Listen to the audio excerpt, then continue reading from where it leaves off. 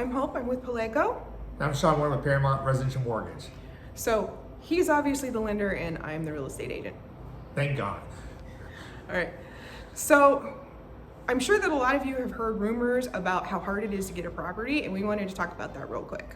Sure. How about it on the lend side, and then I'll talk about the property side. Perfect. Okay. You want to go first? So a lot of people ask me in the lending world, what can they do to make their offer more attractive to the seller? And you know, it's a valid question. And a lot of times it comes down to your presentation with your realtor. I'll give you an example. Sometimes people have a house they want to sell. They have a lot of equity in a home, but the word contingent, you know what contingent is, right? Yeah. What does contingent mean, Hope? That means that there are things that it depends on before we're going to get there. Sorry. Okay. I keep forgetting. Keep looking at me. She's got this camera. Anyways, okay, so contingent means that they have to sell the home to be able to close their new home. And in our area, especially in the Pierce County, King County area of Washington State, sellers don't really like that. But what I have advised clients to do is if somebody owes $125,000 on a house, but their house is worth $350,000, how would that look to the seller? Sorry, what? How would it look to the seller if the person owes $125,000? Oh, that means that they've got cash when they're done, and the seller likes that. But what about the percentage of chance of selling their house before we close on their new home? It's really high. Perfect. Okay, so by presenting a copy of their mortgage statement with a current market analysis, which is what? What's the current market analysis? Current market analysis is when we tell you how much the value that we think your house is on the market today. Exactly. So if we do a mortgage statement that shows they owe 125, the current market analysis says they value at 350. We have a lot of leverage where it means that if they need to close in 45 days and be contingent, the seller of the new home knows that the buyers can reduce their sales price to make that home move quicker if needed. Right. Which gives you what? A better chance of? Getting that thing closed really fast. And your offer accepted. Yep. So that's one way. The other thing is a lot of times people, when they buy a home, they like to have their closing costs and prepaids paid by the seller, which is not happening right now. I have had it happen actually recently, but it is difficult. Okay, but what's a concern to the seller if you increase the sales price and ask the seller to pay closing costs? That it's not going to appraise. Okay, so give me an example. Okay, so my buyer wants to come to you for $300,000. You think the house is worth $310,000. We ask for $306,000. Okay. Okay. Appraised at $302,000. Oh no. So then the seller has to make the difference up, or the buyer makes the difference up, right? Correct.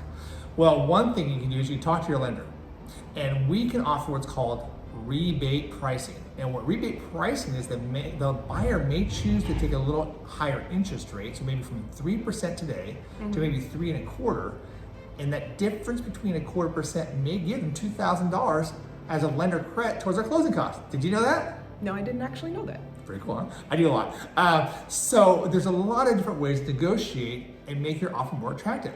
Let's talk about earnest money. How large should earnest money be?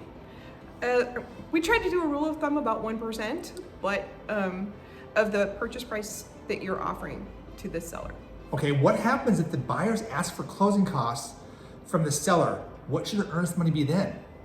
I always try and come in lower when I'm in that situation because I don't want to tip my hand that the buyer might have some cash. Okay.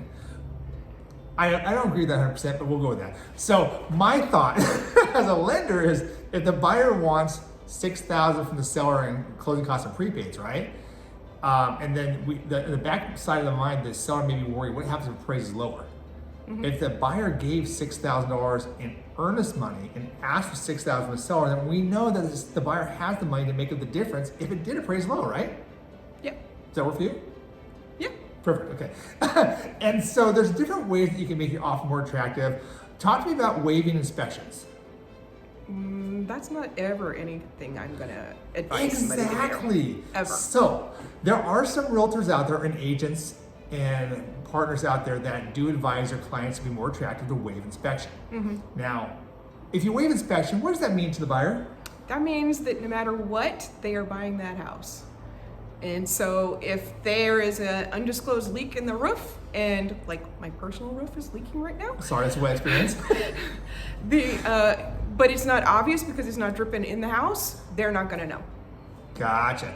Okay, so as a lender, let's talk about creative ways to get about that if they do choose to do inspection waiver.